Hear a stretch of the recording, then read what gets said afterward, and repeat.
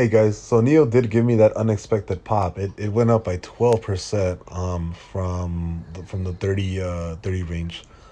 Do I think it's gonna go back down? I don't know, man. I told you guys I told you guys it can either pop or it could come back down and retest. This is exactly what I said on my analysis yesterday on YouTube.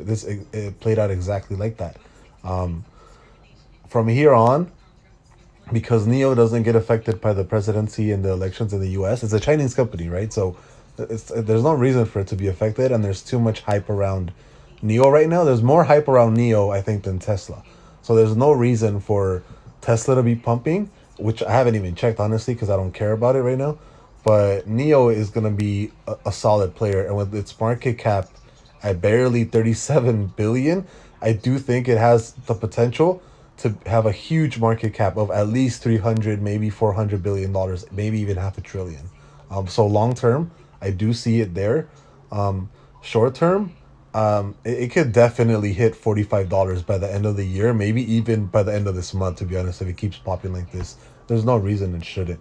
But yeah, any price range as of right now, any price range in the $30 right now, if it goes back down to 30, I'm probably gonna buy.